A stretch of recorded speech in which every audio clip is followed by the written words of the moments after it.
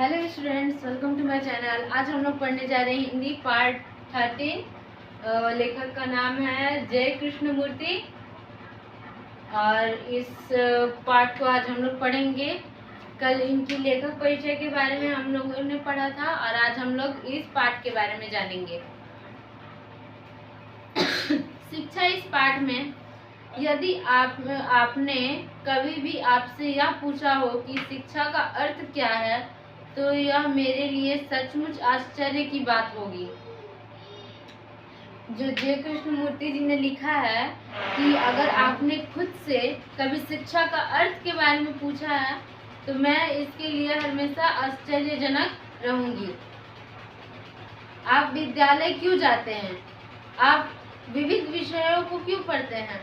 इनका बहुत सारे यहाँ पे क्वेश्चंस मिल जाएगा। यह सचमुच अत्यधिक महत्वपूर्ण प्रश्न है, केवल विद्यार्थी के लिए ही नहीं अपितु माता पिता के लिए, शिक्षकों के लिए और उन समस्त व्यक्तियों के लिए जो इस वसुधा से प्रेम करते हैं। यानी ये जो जय कृष्णमूर्ति जी हैं, उन्होंने ये सबके लिए ये प्रश्न भेजा है कि ये स्कूल क्यों जाते हैं, विविध प्रकार की किताबों को क्यों पढ़ते हैं, तथा शिक्षा क्या है, यह सब कुछ क्या है, सबके बारे में मतलब कि उन्होंने बहुत सारे क्वेश्चन पूछा है। वो सबके लिए है, व्यक्ति से लेके विद्यार्थी, माता पिता, सबके लिए। शिक्षित होने के लिए हमें संघर्ष क्यों करते हैं? हम कुछ परीक्षाएं उत्तीर्ण कर लें और उद्योगों में लग जाए, क्या शिक्षा का बस इतना ही कार्य है? अथवा शिक्षा का कार्य यह है कि हमें बचपन से ही जीवन की संपूर्ण प्रक्रियाओं को समझाने में सहायता करे। ये सब उनका एक प्रश्न बन के रह गया है। कुछ उद्योग करना और अपनी जीविका कमाना जरूरी है, लेकिन क्या यही सब कुछ है? नहीं, यही सब कुछ नहीं है। शिक्षा हमारे जीवन के लिए बहुत ही महत्वपूर्ण तथ्य है।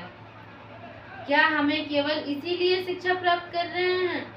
निसंदेह, केवल उद्योग या कोई व्यवसाय ही जीवन नहीं है। जीवन बड़ा अद्भुत है और असीम और अगाध है।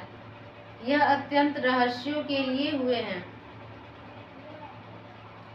यह एक विशाल साम्राज्य है जहाँ हम मानव कर्म करते हैं, और यदि हम अपने आप को केवल आजीविका के लिए तैयार करते हैं तो हम जीवन का पूरा लक्ष्य ही खो देते हैं। कुछ परीक्षाएं उत्तीर्ण कर लेने पर गणित, रसायन शास्त्र अथवा अन्य किसी भी विषय प्रवीणता प्राप्त कर लेने की अपेक्षा जीवन को समझना कहीं ज़्यादा कठिन हो जाता है। ज़्यादातर रसायन शास्त्र और गणित को समझना बहुत लोगों के लिए कठिन रहता है। ऐसे बहुत से स्टूडेंट हैं जिन्हें गणित और रसायन शास्त्र वगैरह में रुचि रहती है, लेकिन बहुत ज़्यादा मात्रा में लोगों की रुचि नहीं रहती है। अतः हम यह चाहें कि शिक्षक हो या विद्यार्थी, हमें अपने आप से क्या यह पूछना आवश्यक नहीं है कि हम क्यों शिक्षित कर रहे हैं अथवा क्यों शिक्षित हो रहे हैं। ये शिक्षक के लिए भी है और विद्यार्थी के लिए भी है क्वेश्चन। जीवन कितना विलक्षण है। यह पक्षी, ये फूल, ये वैभवशाली वृक्ष, यह आसमान, ये सितारे, ये मत्स्य, यह सब हमारा जीवन है। जीवन दिन है, जीवन अमीर भी। जीवन समुदायों, जातियों और देशों की पारस्परिक सतत संघर्ष है। जीवन ध्यान है, जीवन धर्म है, जीवन गुण है और भी बहुत सी। जीवन मन ही प्रत्यक्ष वस्तुएं हैं जिसमें ईर्ष्याएं, महत्वाकांक्षाएं, वासनाएं, भय, सफलता, चिंताएं आदि सम्मिलित रहती हैं। केवल इतना ही नहीं अपितु इससे भी कहीं ज्यादा जीवन है, लेकिन बहुधा हम अपने आपको जीवन के लिए एक छोटे कोने में समझने के लिए तैयार करते हैं। हम अपने जीवन को बड़े से बड़े लक्ष्य को प्राप्त करने के लिए नहीं, अपितु बहुत छोटे से कोने को समझने के लिए तैयार करते हैं। हमें बड़े से बड़े सोचने चाहिए। हम कुछ परीक्षाएं उत्तीर्ण कर लेते हैं तो उद्योग ढूंढने लेते हैं, हम विवाह कर लेते हैं वगैरह भी और भी हो जाता है। जो मतलब कि छोटी सी कोई चीज उत्तीर्ण हो जाए, कोई परीक्षा पास हो जाए, छोटी सी जॉब मिल जाए तो हम खुश हो जाते हैं। ऐसा सोच नहीं रखना चाहिए।